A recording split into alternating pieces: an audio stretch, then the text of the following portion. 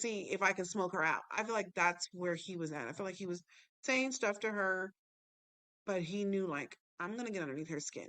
I think Mike really okay. Part of me feels like yes, he believes that Malia and Chan have been physically intimate, which they haven't been. But the whole like you're a gold digger, no, I don't feel like he thinks that she's a gold digger. Does he think that Chan's been knocking it out? Probably. But the whole like you're a gold digger, this is what you do. That's Erica's MO. Like that's her. They go for certain guys who have money. It was Erica who came to the graduation party talking about something. She's basically stopping through to eat up some food because she was gonna go kick with a baller that night. So they like guys who have money. And for him to insinuate that's all Malia was after, it was a slap in the face. But you're saying all these negative things about a woman that you still want to be with. So what does it say about you? Hmm, say about you. And it says, why are Malia and Mike's mothers working so hard to get these two back together? Malia mentioned that Mike's mother didn't like her. Is she doing this to make her son happy? Also, is this a betrayal to Malia? I absolutely believe Sandy talking to Mike's mom on any level concerning Malia and Mike getting back together. I believe that's a big betrayal.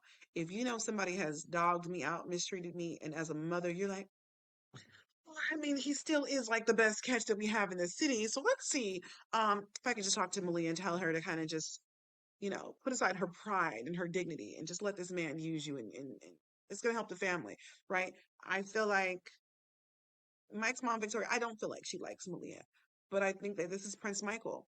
So if you say you want this, then you can have it. It's not my choice for you because I would have chose better for you, but it's not like a terrible choice either. I think Mike's mom knows that Malia is going to do what Malia wants to do on some level. And it's if she don't like people, she's not going to people's backyard barbecues. She's not going to people's fundraisers. And she does, she's not going to play Rose City with these guys. She's not going to play politics. If she doesn't agree with certain things that are being done, she's not going to just be like, I'm gonna go stay a little lady in the corner and let the men deal with all the business. Well, he's like, did you see what the news said this man did? He has a whole scandal out about him. He has misappropriated public funds and been seeing women of the night with those funds. I am not going to his next fundraising campaign for him to be mayor or somebody. Like Malia has standards. And she's like, I'm not doing it. So I think that's one of the reasons why Victoria is not a big fan of Malia is because she knows that Malia has certain morals and ethics that she lives by. And she wants a woman who really embodies like Rose City to the core. Like this is a group of socialites. You do what has to be done. And if we cut you off, you're getting cut off collectively, not on an individual level. Who are you by yourself, Malia, to cut somebody off on an individual level? We do things collectively, not individually. What are your Yeah, I definitely agree. Malia is way too independent for Mike's mom. So she already sees that, Malia's gonna speak up. She's gonna put her foot down. She's gonna say what she's not gonna do if she doesn't want to do it, and like Karina said, that's not following along with the women's standard in Rose City. You get somewhere and sit down, and when we ready to eat, you cook. When I'm ready for you to pop out that baby, you do that. And so I think, the mothers trying to get them together, they don't care about how the kids feel. This is what's going to look good for the family. This is what's going to look good for the power structure in Rose City, when we're ready to go and um, run for president, or when I got to go and I want to buy this building. Well, look who I'm connected with. Look at, did you see my daughter-in-law and what my son-in-law does, and their lineage. So I that's the whole goal here, is setting this lineage up properly for themselves, for their future grandchildren, and for the next generation. They don't A lot of these old school mentality parents, they don't care about your feelings. It's not about how you feel.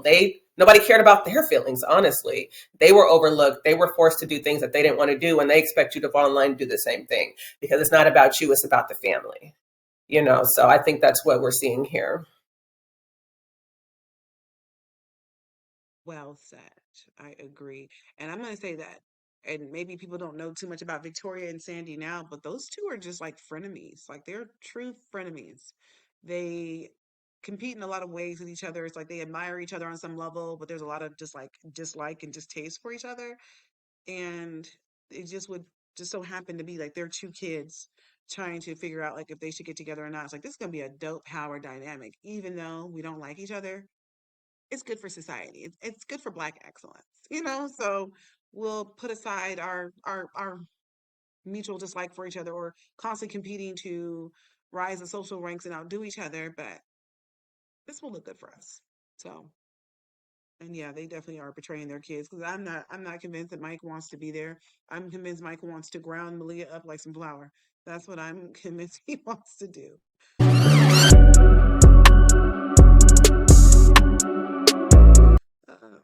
The next question says Malia didn't tell Chan about the email after the whole thing with Chris, but at some point she will have to tell Chan what's going on. Do you think that if Malia is not ready to tell Chan what's going on in her life, then she is not ready for a relationship? You know, I'm gonna say Malia's in a really, I almost said effed up place. Why do you like to finally be ready to move on with your life and to feel like you've met somebody and they're amazing, and then all these like little mosquitoes and weeds are popping up and roaches are coming out of nowhere.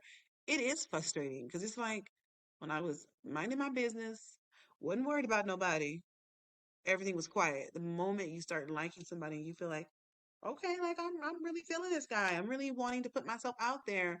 And then you got old crazy Mike and you got old crazy Chris. It's a lot. I don't feel like it's a representation of like Malia not being ready for a relationship because he's clearly doing the work that takes to be in a relationship. It just seems unfair to her to have to constantly, you know, like trying to go forward, and then you got people trying to pull you back. I feel bad for her, and I feel it's embarrassing too.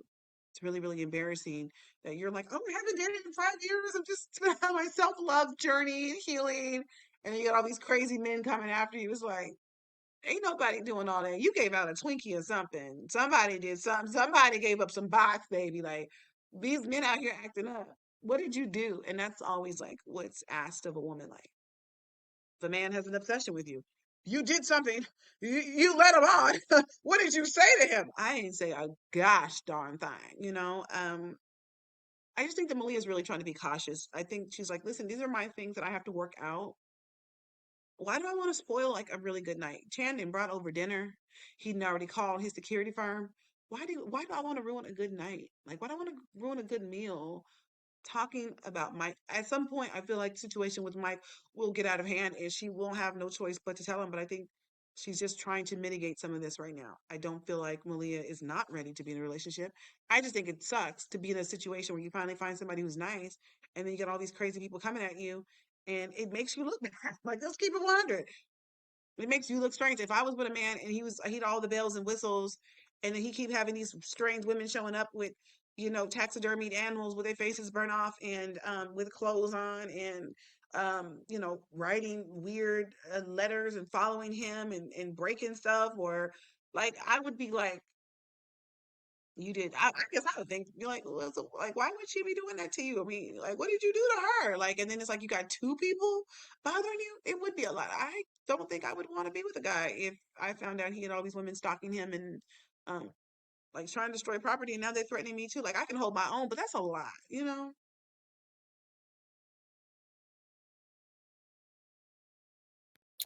Yeah, I agree. I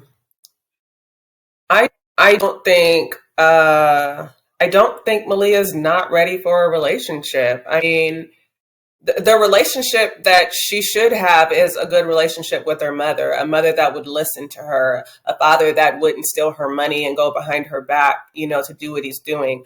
You know, supportive sisters. You know, she does have some wonderful friends, you know, so those relationships are well. But when you come from a long line of, I won't say failed relationships, but relationships where people aren't holding up their end of their relationship, doing what they need to do. Malia has never been in a place where she could rest and relax and, you know, call somebody and tell them, hey, this is what happened to me. And they supported her and they were there for her. So you find yourselves in these situations where you're not speaking up when you need to. You're not saying what needs to be said so somebody can come to your aid and defense because your own parents didn't even do it, you know? So I think it's good that she's giving a relationship a chance because Chan can help her relax. It's okay. I'm here. She can finally have someone that's there for her. Even though on the other side of that, he got some nefarious things going on, but we're not talking about that right now. So, But I believe Malia deserves this, just to have somebody saying, I have your back. I'm here for you. I support you. Please let me do it. Please let me love you in a way that you've never, So no, I love this for Malia. She needs all of this. I so agree. I love this for her too. I mean, not the nefarious acts that will come out later on, but like we're gonna focus on right now. Right now, Malia don't know nothing about that triad lifestyle. Right now, all Malia knows that he is fine. He's there. He's honest. He's checking the baby. He's doing the work. Like he said, I know the assignment. Right? He ain't one of them people that's been 4 or 5 days and we ain't heard from you. Like he's like, oh no, I'm pushing up on all that. Like that's what I want. Okay, I'm coming for it. I'm stocking it, baby. I'm doing whatever it takes to get it. So I like that for her. And I like the fact that we are seeing her really just kind of relax more around him. I mean, yeah, she hasn't told him about the other stuff yet, but it's coming. But I do like the fact that she wasn't just like, no, I'll figure this out. I will get a restraining order. He's like, I got it covered. And so she's like, okay, like, are you sure you can handle it? He's like, I got it. And I love that she was just willing to let him help, like let him prove himself to you. Because I'm telling you, I'm sorry, I'm not gonna be overly independent while I have something in my life. Like, why do I have to be overly independent now? When I met my husband, he was super independent. He had been, on his own for years. So, like, usually, like when a woman moves in, there's all these things you have to buy because they don't have a can opener, or you don't have a little lime squeezer, but like all these, like he had every little thing. So it wasn't like I had to move in and start being like, okay, your kitchen is missing all this stuff. Like how have you been able to function in this kitchen? Like, no, he had everything, even the cheesecake pans. Like he was already on top of life because he's a cook. He loves to cook, right? Like that's his hobby. So he was already like fully there. And it's really nice when you do come across somebody and they have certain things together, it does make you relax a little bit because you're like, oh, okay, this is what it looks like when somebody else got their stuff together, right? When two people come together and they are fully, set in their own like standards of, hey, this is how my life's gonna be. This is what we doing. I'm coming in. I'm fully adulting, right? This is what it looks like to meet another adult where I don't have to be an adult for you and me both, where we can both help each other out now because this is what it looks like being able to. Excuse me, allergies is causing me to sneeze and cough. I'm doing it, but we're gonna make it through. But I think this is what it really looks like when you're able to kind of relax a little bit and lean on your partner instead of having to be strong for them and yourself. It's like I can't be strong for somebody who refuses to be strong. Like you want to have a broken back, you want to be lame, you want to be weak over there. Like we gotta come together. So I love the fact that he just jumped right into action and he was ready and willing to use resources and everything. He's not just talking about what he feels like. I'm gonna show you that I can be a man who can protect you. Like, let's just go lay down and cuddle now because I feel so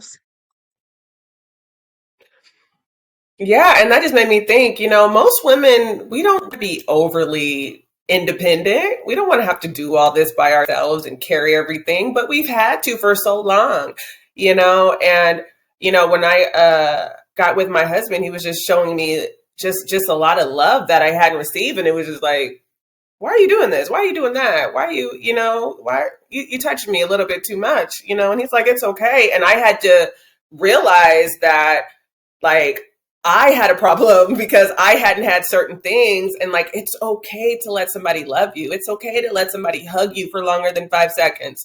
Like, it's okay to let somebody rub your feet if, they want to. And it's just like, and so we get fearful when we run away because it's something that it feels weird because we haven't had it. And it doesn't mean it's wrong though. But I do feel like we see that a lot in women that you've gone 10, 15, 20 years without being embraced by a man and having someone tell you, or let's just say a partner, having that relationship. Cause we see it, whether it's in a relationship with a man or a relationship with friends, we see a lot of people that are fearful of coming into each other's lives and being vulnerable because of so many things that have happened to them in their past. And they're set in their ways now, and they're just not trusting anymore. So they set up a life where they only have to rely on themselves, so nobody can ever let them down. So it's definitely hard to do, to step out of that I got this all taken care of role, independent role. But Malia's trying, and it can definitely be done. And I don't feel like somebody is not worthy of a relationship just because they have a hard time tearing down those walls that they built. So.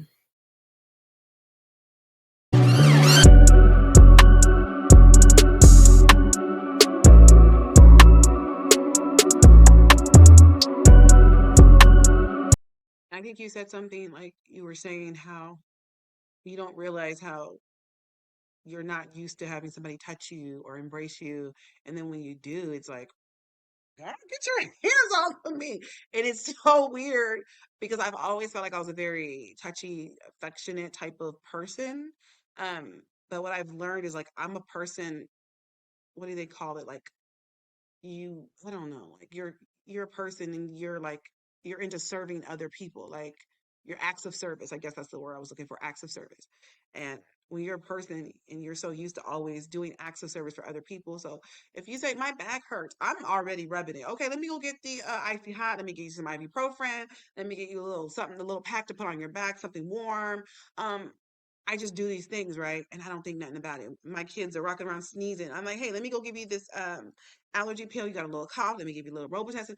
You always are constantly looking and thinking about other people. Oh, my arm hurts. Let me look at it. Let me make sure it's okay. And I'm poking it. I'm like, okay, I think it's okay. And I think you just have a pulled muscle. And let me wrap it. You just get into this where you're constantly giving and doing.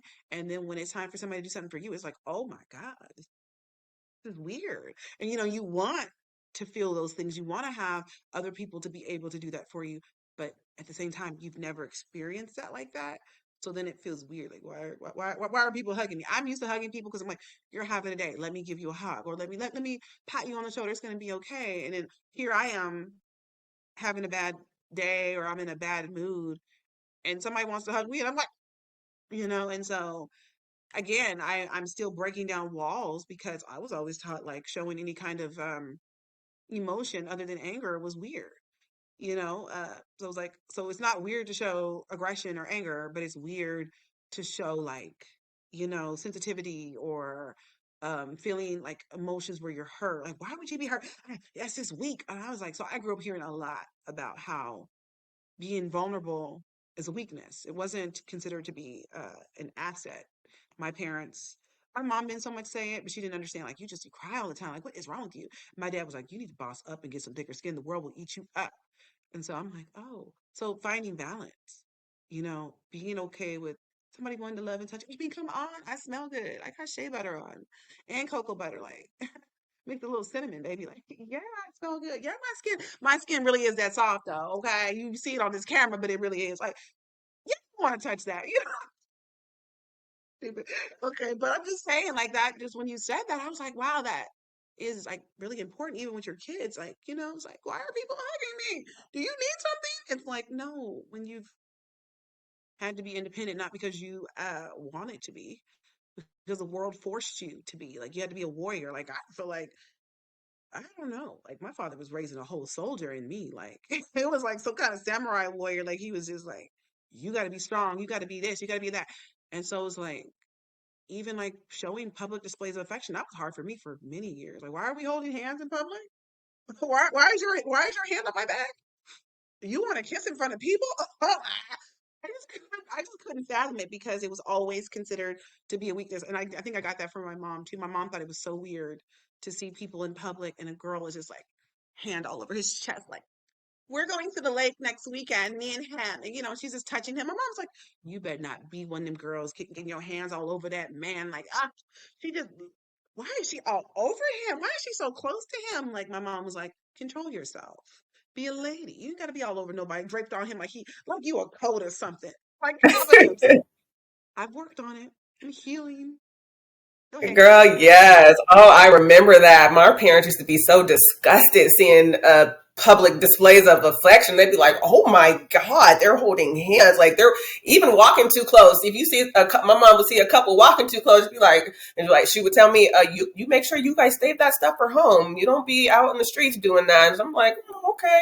But what you said about your dad telling you to toughen up and have thicker skin and all that. I it's quite amazing how the men complain about women being too masculine. When we were raised that way, we had to toughen up. We had to have thick skin. We had to, you got and while they're teaching us to be ladies, etiquette and manners and all that. On the other hand, toughen up and have thick skin. And my grandfather was worried that my mother would never have a man. So he was like, I have to teach you how to fix stuff in the house and how to mow the lawn and all this stuff to be the man in the house because I'm afraid that your mother's never going to be with anyone. So I was playing both roles of, one, being in a child's place, two, being a female, doing all the things that, learning how to be a young lady, and then being this young man too, fixing and mowing and cleaning, and building and doing all this stuff too. And so I think it's healthy to have a balance, but, men give women a hard rap. Like we have a bad rap for that. Like we were raised this way. Like we were raised as these soft little girls. All we had to do was, cook and clean and play with our dolls. That wasn't it. So I'm glad you said that because dang, that is so true. That is so true. I think the crazy part, we've been friends for so many years and we know we have so many similarities, but it's always so shocking when we have this like these conversations like, yeah, I was looked down upon people holding hands. I don't know if it's because our families were super religious, but any form of public displays of affection, kissing, walking too close, sitting too close to somebody's like, what are you doing? Control yourself, woman. It was like that's uncalled for. You just Jezebel. Like it was a lot. And yeah, I remember, like I said, my dad did pass away when I was younger.